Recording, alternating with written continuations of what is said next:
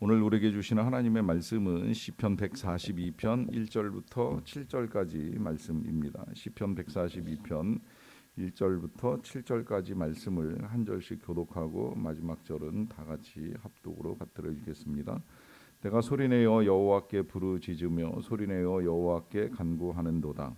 내가 내 원통함을 그의 앞에 토로하며 내 우환을 그의 앞에 진술하는도다. 내 영이 내 속에서 상할 때에도 주께서 내 길을 아셨나이다. 내가 가는 길에 그들이 나를 잡으려고 올무를 숨겼나이다. 오른쪽을 살펴보소서. 나를 아는 이도 없고 나의 피난처도 없고 내 영혼을 돌보는 이도 없나이다. 여호와여, 내가 주께 부르짖어 말하기를 주는 나의 피난처시요 살아있는 사람들의 땅에서 나의 분깃이시라 하였나이다. 나의 부르짖음을 들으소서. 나는 심히 비천하니이다. 나를 핍박하는 자들에게서 나를 건지소서. 그들은 나보다 강하니이다. 같이 읽습니다. 내 내 영혼을 영혼을 옥에서 옥에서 이끌어내사 이끌어내사 주의 주의 이름을 감사하게 하소서. 주께서 나에게 갚아 주시리니 의인들이 나를 두루리이다. 아멘. 우리 교회는 새벽에 조용하게 기도를 드립니다. 발자국 소리도 가능하면 이제 방해가 안 됐으면 하는 마음에 이제 음악을 틀어놓습니다만 뭐 오가는 소리가 나는 거는 있을 수 있다고 생각이 되고요.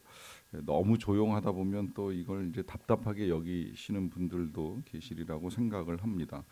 저는 개인적으로 이제 이 몇 교회 부목사로 거치는 동안에 새벽에 크게 소리내서 기도하는 교회에서 이제 사역을 해보기도 하고 또 한 군데는 수천 명의 사람이 모여도 바늘 떨어지는 소리조차 나지 않는 곳에서 이제 예배와 기도를 해본 적도 있는데 뭐 둘 다 좋다고 생각을 합니다. 잘못된 건 없고 이걸 이제 교단 문화로 뭐 순복음 교회는 소리를 지른다, 뭐 장로교는 조용하다 이제 이렇게 이제 이야기를 하기도 하는데 교단만의 특색은 아닌 것 같고요. 제가 경험한 교회들은 다 장로교회이긴 합니다만은 이제 교회의 특성에 따라 소리를 낼 수도 있고 안 낼 수도 있다고 생각을 합니다. 우리 교회는 이제 새벽에 조용하게 기도하는 시간을 갖기는 하지만 또 금요일에는 소리내서 기도하는 시간을 갖기도 하고요. 저는 다 필요하다고 생각을 합니다. 어떠한 형태로든 우리가 하나님께 나아갈 수 있고 또 그 나아가는 방식에 있어서는 좀 더 열린 마음으로 모든 이 방식들을 수용할 수 있어야 되고 그러는 가운데 또 특별히 더 답답하고 괴로우면 소리를 낼 수도 있는 거 아니겠는가 이제 이런 생각을 합니다. 이 사람이 괴로우면 그 괴로움을 이제 해결해 나가는 방식 중에는 좀 잠잠히 이제 묵상하고 생각하면서 또 은밀한 중에 이제 하나님께 조용히 기도하면서 이제 풀어 나가는 방식도 있을 수 있는 것이고요. 또 때로는 정말 너무 답답하면 하나님 앞에 나의 답답함을 토로하는 울부짖음도 필요하다고 생각이 됩니다. 다윗은 그런 모습을 오늘도 우리에게 잘 보여줍니다. 1절은 이렇게 시작이 되는데요. 내가 소리내어 여호와께 부르짖으며 소리내어 여호와께 간구하는도다라고 합니다. 여기서 뭐 부르짖고 간구하는 건 기도임에 틀림이 없습니다만 특별히 다윗은 소리를 낸다라고 하는 표현을 두 번이나 반복합니다. 그만큼 강조하고 있는 것이고 강조하는 이유는 그만큼 간절하고 절박한 상황이라고 하는 것입니다. 이러한 상황 속에서 소리내어 하나님께 기도하는 거 잘못될 리가 없는 것이지요. 그러하기 때문에 그는 소리를 내는데 도대체 그가 소리를 낼 만큼의 이 괴로움은 무엇인가라고 했을 때 오늘 본문에 이제 몇 가지로 그의 괴로움이 나옵니다. 첫 번째는 원통함이라고 할 수가 있는데요. 2절에 보시면 내가 내 원통함을 그의 앞에 토로하며 내 우환을 그의 앞에 진술하는도다라고 하는 표현을 통해 그의 이 억울하고 답답한 마음을 하나님께 그대로 쏟아내고 있습니다. 아마도 그는 이제 나라와 또 왕을 위하여 충성을 다했음에도 불구하고 사울 왕에게 쫓기는 신세가 되었을 때 가장 큰 원통함을 느끼지 아니하였을까? 그는 잘못한 것이 없는데 아니 오히려 충성하고 선을 베풀었는데 그에게 돌아온 것이 그를 죽이고자 하는 칼날과 창끝이라고 하는 사실을 경험하면서 이 원통함을 어디에서도 호소할 수 없는 그 답답한 마음을 가지고 이제 하나님께 토로하고 진술한다고 볼 수가 있습니다. 얼마든지 그럴 수 있지요. 여러분들도 뭐 특별히 어떤 이제 원수를 만나서만이 아니라 할지라도 나는 정말 선하게 살아왔는데, 열심히 살아왔는데, 더구나 믿음을 가지고 예배하고 섬기면서 최선을 다한다고 해왔는데 나에게 돌아오는 결과들은 내가 원하는 것과 전혀 다르게 나타나게 될 때에 그 또한 뭐 답답하기도 하고 원통하기도 한 일들이 될 것이라고 생각을 합니다. 이런 가운데 이제 더 괴로운 일은 4절에 보시면 오른쪽을 살펴보소서 나를 아는 이도 없고 나의 피난처도 없고 내 영혼을 돌보는 이도 없나이다라고 하는 고백을 합니다.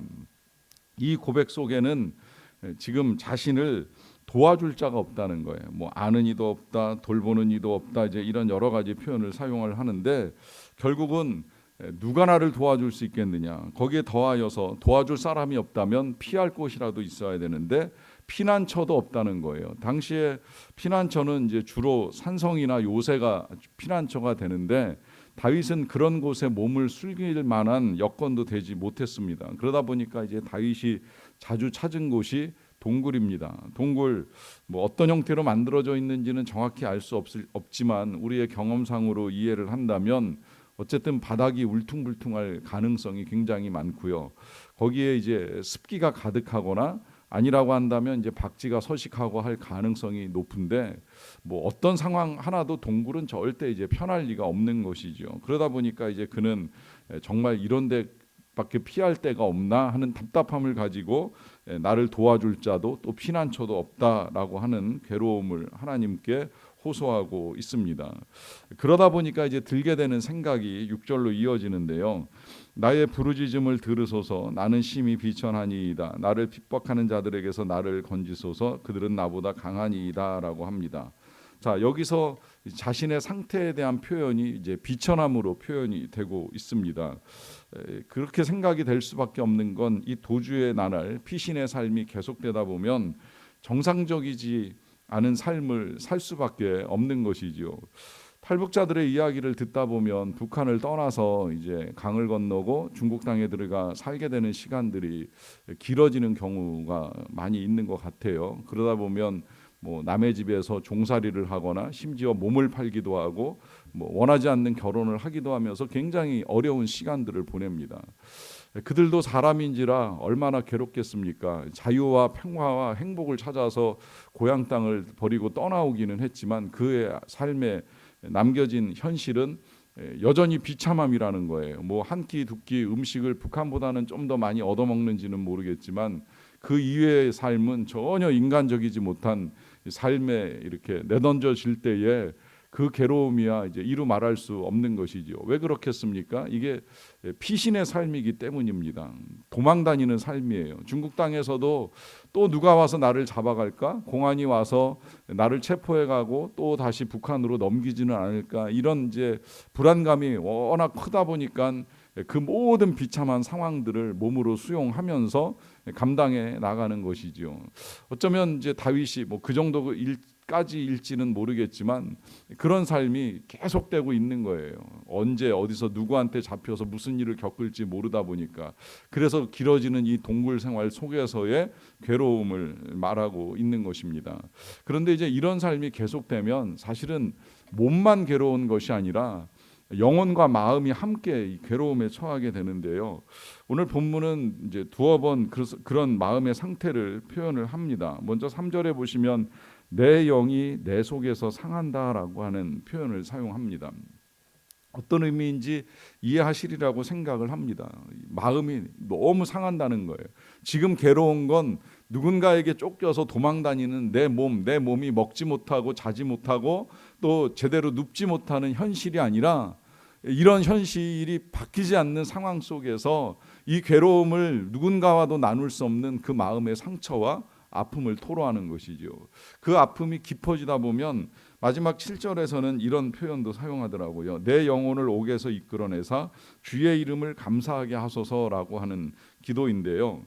자, 영혼을 옥에서 이끌어낸다. 원래 영혼은 갇히지 않는 존재입니다. 우리의 몸이 갇히는 거지 영혼이 어찌 갇히겠습니까? 우리의 몸이 동굴에 갇히고 감옥에 갇히고 뭐 병원에 갇히고 이런 일들은 할 수 있겠지만 실은 영혼은 얼마든지 이제 자유롭게 다닐 수 있는 존재 아닙니까? 그 영혼의 자유를 위해서 하나님이 우리에게 상상할 수 있는 능력을 주셨고, 그래서 우리는 그 상상의 능력들을 가지고 영혼의 자유를 얼마든지 누릴 수가 있는데요. 안타깝게도요, 사람의 괴로움이 깊어지다 보면 이 영혼이 그 괴로움에 묶여서 더 이상은 아무 생각을 하지 못하는 거예요. 이 이론에 따라서는 이 뇌라고 하는 것이 어떤 한 가지 생각에 붙잡히기 시작을 하면 그 무엇이 들어와도 그 뇌의 생각이 바뀌는 건 굉장히 어려운 일이라고 하는 것입니다. 들으면서 공감을 했던 이유가 뭐 저도 그럴 수 있다라고 하는 생각을 하고, 우리들 중에 누구라도 부정적인 생각에 한번 사로잡히게 되면 거기서 헤어나오는데 굉장히 많은 시간이 걸릴 수 있다는 거예요. 제가 월요일 날 우리가 체육대회 때 민원을 넣었던 사람에 대한 이제 말씀을 여러분께 잠깐 드렸는데, 저는 그런 경우에라고 한다면 그런 일들은 하루가 지나면 끝나는 일이니까 시간이 지나면 이제 더 그걸 가지고 이야기할 필요는 없는 거잖아요. 뭐 우리 교회가 계속해서 학교 운동장에서 매일같이 소리를 지르는 것도 아니고 소음을 일으키는 것도 절대 아니지 않습니까? 그런데 이제 이 사람이 그 다음 날도 또 학교에다가 민원을 넣고 또 교회에다가 연락을 하는 일을 반복을 합니다. 왜 그럴까요? 그 한 가지 생각, 어제 내가 괴로웠다. 뭐 그게 얼마나 긴 시간이었는지 모르겠지만 그 한 가지 생각에 붙잡혀서 영혼이 감옥에 갇혀버린 거예요. 근데 이렇게 영혼이 감옥에 갇히는 일은 그 한 사람만의 일이 아니라 우리도 나의 괴로움이나 나의 외로움이나 나의 불안감에 한번 갇히게 되면 거기서 영영 헤어나오질 못하는 삶을 살고 있는 거예요. 그래서 매일의 나날들이 괴로움이고 걱정이고 불안이고 두려움입니다.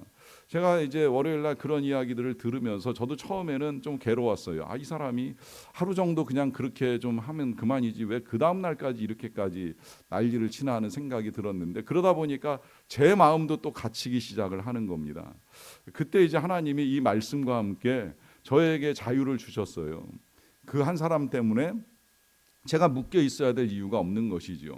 여러분, 그렇습니다. 여러분들이 겪어나가는 그 괴로움이 크고 힘들고 부르짖을 만한 고난인 것은 맞습니다마는, 그러나 거기에 매여서 정말 하나님이 주시기 원하시는 기쁨, 자유, 평화, 이 모든 것들을 다 빼앗기지는 마십시오. 제가 체육대회를 하면서 감사했던 건 우리 교회 굉장히 힘든 가정이 있는데 그날 체육대회 때 오셨더라고요. 그리고 그 체육대회 때 열심히 참여하면서 기뻐하는 모습을 보면서 제가 되게 감사하고 행복했어요. 왜냐하면 그동안에 그 괴로움에 묶여있던 저 가정이 이 시간을 통해서라도 잠시 웃을 수 있고 기뻐할 수 있고 뛰놀 수 있다면 이 또한 하나님이 주신 은혜가 아니겠는가라고 하는 생각을 하는 것이죠. 여러분, 우리는 절대 우리의 영혼이 옥에 갇히는 일을 겪어서는 아니 됩니다. 삶이야 비천함에 처할 수도 있고 외로움에 처할 수도 있지만, 그러나 하나님은 그런 분이 아니십니다. 우리를 자유케 하기 원하시는 분이십니다. 그래서 놀라운 건 뭐냐면 오늘 이 다윗이 하나님께 소리내어 기도하는 가운데에 하나님이 어떤 일을 이루어 가시는가를 다시 이제 보기 시작을 하는 거예요. 보세요. 먼저 아까 그 3절을 보시면 내 영이 내 속에서 상할 때에도 주께서 내 길을 아셨나이다 라고 하는 고백을 합니다. 이 말은 하나님께서 내가 어떤 길을 통해서 여기 이 괴로움에 이르게 됐나 하는 것도 아신다는 고백이고, 더 나아가서는 앞으로 갈 길도 하나님이 아신다는 거예요. 그리고 그 길은 이 모든 괴로움에서 벗어나는 길이고 하나님이 은혜를 주시는 길입니다. 이것이 우리가 기도하는 이유 아니겠습니까? 내 길을 아시는 분은 내가 아니라 하나님이십니다. 나는 모릅니다. 지금의 상황에서 이후에 어떤 일들이 전개될지 어찌 알겠습니까? 하나님이 아시지요. 그러니까 우리가 기도하면서 다시 내 길을 아시는 하나님께 모든 것을 맡길 수가 있습니다. 또 5절에서는 이런 고백도 합니다. 여호와여, 내가 주께 부르짖어 말하기를 주는 나의 피난처시요 살아있는 사람들의 땅에서 나의 분깃이시라 하였다고 합니다. 자, 여기서 이제 이 다윗의 고백이 달라졌지요. 앞서는 나를 도와줄 사람, 또 나의 피난처가 없다고 했지만, 그러나 유일하게도 나를 도와주시는 분 하나님, 또 나의 피난처가 되시는 분 하나님이시라는 고백을 합니다. 이를 통하여서 아무도 없고 또 아무 곳도 없을지라도 하나님께서는 우리의 피할 바위가 되신다는 것이 이제 너무나도 분명해지고요. 그리고 이제 마지막 7절 아까 읽었던 그 뒷부분을 읽으시게 되면 주께서 나에게 갚아주시리니 의인들이 나를 두르리이다라고 합니다. 자, 여기서 결국은 하나님이 갚아주신다라고 하는 고백을 하고 또 의인들이 나를 두른다라고 하는 이 고백은 어떤 의미이겠습니까? 그는 지금 악인에 의해서 쫓겨다니고 피난 다니는 신세이긴 하지만 계속 그 한 사람 때문에 괴로움을 겪지는 않을 것이라는 거예요. 그리고 이 모든 상황이 지나가게 하시면 그 다음에는 함께 할 수 있을 만한 사람들과 더불어서 하나님의 그 풍성한 은혜와 사랑을 누릴 수 있게 된다라고 하는 것이지요.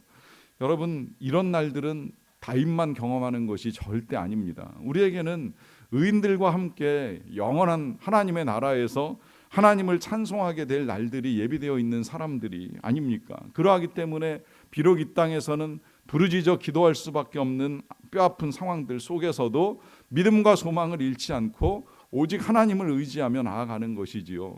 여러분, 어떤 괴로움 속에서도 하나님이 이러한 우리의 부르짖음과 기도를 들으신다는 사실을 잊지 마시고 기도하십시오. 언젠가 하나님께서 그리고 의인들이 그리고 천사들이 우리들과 함께 있다는 사실을 분명하게 보게 될 것입니다. 그 날들을 경험하도록 오늘도 믿음으로 기도하고 응답받는 저와 여러분 다 되시기를 간절히 축원합니다. 기도하시겠습니다. 하나님 감사합니다. 오늘도 우리를 사랑하셔서 우리가 예배하며 기도하며 이 하루를 살게 하시는 것을 감사드리옵나이다. 하나님, 이 세상을 살아나가다 보면 우리에게도 마음에 상함이 있고 영혼이 옥에 갇힌 것 같이 답답하고 괴로울 때가 있음을 고백합니다. 그러할 때에 누가 나를 도와줄 수 있겠사옵나이까? 누가 나의 피난처가 되겠사옵나이까? 하나님께서 우리의 피난처가 되시고 또 하나님께서 우리를 도우시며 하나님께서 우리와 함께 하시는 사실로 말미암아 감사드리옵나이다. 뿐만 아니라 함께 예배하고 함께 교제하고 함께 나누고 함께 기도할 수 있는 믿음의 백성들을 허락하여 주신 것도 감사드리옵나이다. 이 은혜가 우리에게 임하기에 오늘도 우리는 하나님께 나아가 기도합니다. 소리내어 기도하기도 하고 또 작은 목소리로 읊조리기도 합니다.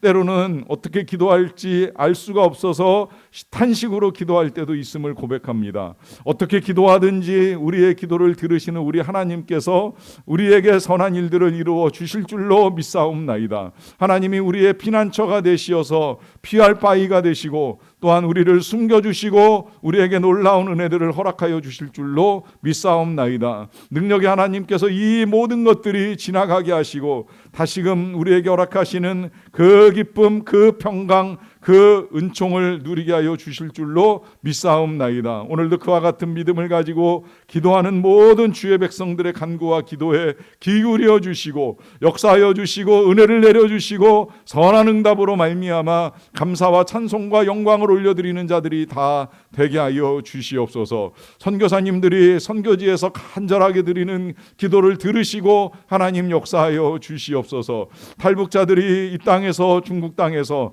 많은 나라들로 피신을 당하면서 하나님께 올려드리는 기도를 들으시고 저 북녘 땅에도 자유와 해방의 날들이 속히 도래하도록 은혜를 베풀어 주시기를 간절히 원합니다. 하나님, 이 땅의 평화를 지켜주시고 이 땅이 속히 복음으로 통일이 되어서 저 북녘 땅에 다시 하나님을 섬기는 교회들이 세워지고 많은 영혼들이 구원함을 입는 은혜의 일들을 이루어 갈 수 있도록 도와주시옵소서. 나라를 세우는 것은 단군이 아니라 하나님이시고 하나님께서 우리나라를 위하여 선한 일들을 이루어 가신다는 사실을 온 백성이 믿고 기도하는 가운데에 이 땅에 베풀어 주시는 하나님의 놀라운 은혜를 영원토록 경험하며 나아갈 수 있도록 도와주시기를 간절히 원합니다. 모든 것들을 통하여 하나님께서 영광을 받으시기를 간절히 원하옵고 감사드리며 예수님의 이름으로 기도하옵나이다.